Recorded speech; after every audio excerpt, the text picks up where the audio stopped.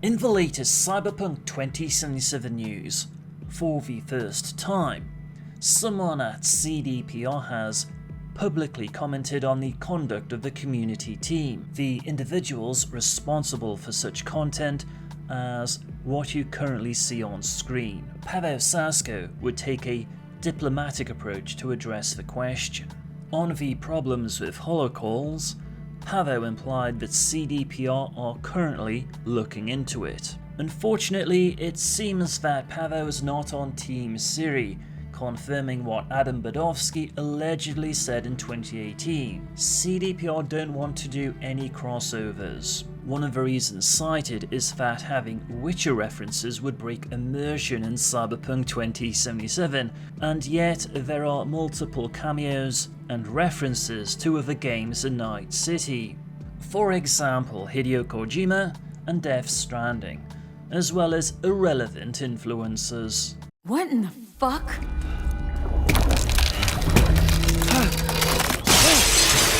I'd like to ask about the promises that were supposed to increase the hype before the premiere. A full living city, life paths that determine your future. Sometimes not all promises are fulfilled. People complain about the lack of them instead of looking at the pros and cons of the game. Do you think such a promotion based on great promises is good? I would really love to be able to give you like a, how to say it, more educated opinion about the topic. But I mean, as I mentioned, I'm not really a PR guy, right? So it's for me kind of difficult, I would say, to judge, you know, what is the best way, because, you know, I'm the guy who's making the game. Not, you know, like I would say, how to say it, crafting our PR strategy and whatnot. So I honestly don't know. Like, you know, it's just like one thing that I know is like, and I just wanted to mention this because I think it's important in general to talk about it. Is like, guys, when you're working in a big team and so on, when there's a lot of people with different like. With different specialities and so on, it's really important that you have this mutual trust between disciplines, right? It's very important that there is mutual, I would say, respect and trust between different disciplines. So what's important here is the fact that me as a quest designer, I am basically trusting in, you know, the decisions of our PR team, marketing team, and whoever else has been making that decisions. And I think it's important to highlight because, like, you know, it's not that our, I would say, PR marketing, you know, department is coming to me and telling me, you know, how quests should be built for the game, right? They're not. And that's why I do not really feel that I'm qualified to come to them and tell them how they should, you know, what should be better or, you know, regarding, I would say, the marketing of the game and so on. And I think it's really important, you know, for us all to understand, you know, that if you're like in a big team and so on, when there's like so many different like specialities working together, you just need to have trust for each other. And sure, like even when somebody fails, you know, somebody under delivers and so on, you still have to have this trust in another person and on another members in your team, because otherwise you cannot really perform well. You know, you cannot really like work with, like, I would say, this open, free mindset and trying to approach the world and see what the world has to like can give you, what the world can offer, right? Like living in fear that somebody else will screw up or somebody else will do something wrong is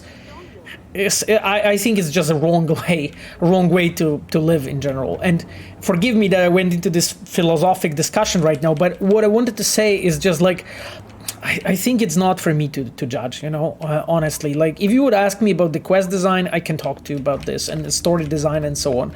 But when it comes to the pure marketing decisions, I suspect that people that make this decision have, you know, years more of experience and knowledge on that field than me. So I'm just, you know, I'm willing to give them my trust. And just like show them that, okay, you know, guys, I can give you my opinion. I would say I'm talking right now like in a real scenario in work, right? When we are like working together and so on, I can basically offer, hey, you know, I can discuss things with our PR team or marketing and so on, offer what I think, but at the end of the day, it's their decision, and I'm going to trust them, right? as a creators, we need to be very careful to make sure that the world that we are creating is like true to itself, is like true to its core, but it's also not full of references and so on, right? Situation when we would like place the Ciri in Cyberpunk world, like alive, I'm talking about the live character, that would mean, technically speaking, that Cyberpunk world and the Witcher world are parallel universes, right? This is what it would mean, right? So making like a reckless decision, I would say, to place Ciri suddenly in Cyberpunk, we would have created this kind of I would say situation or setup that maybe is not something that we really want, you know? And that's why I'm pointing it out. Like, as a creator, you always have to ask yourself, okay, what is true to my creation? And make sure that you're like true to yourself and telling the original story rather than retelling something that already somebody else has done. And, you know, like referencing even our own game, even Witcher, you know, is not always so good, you know, because we want the player to be immersed in the world and to believe in the Cyberpunk world that they are seeing. And sure, we can discuss, you know, all the things that you guys, you know, pointed out that you don't like regarding, you know, breaking immersion and so on. And this is fair criticism, right?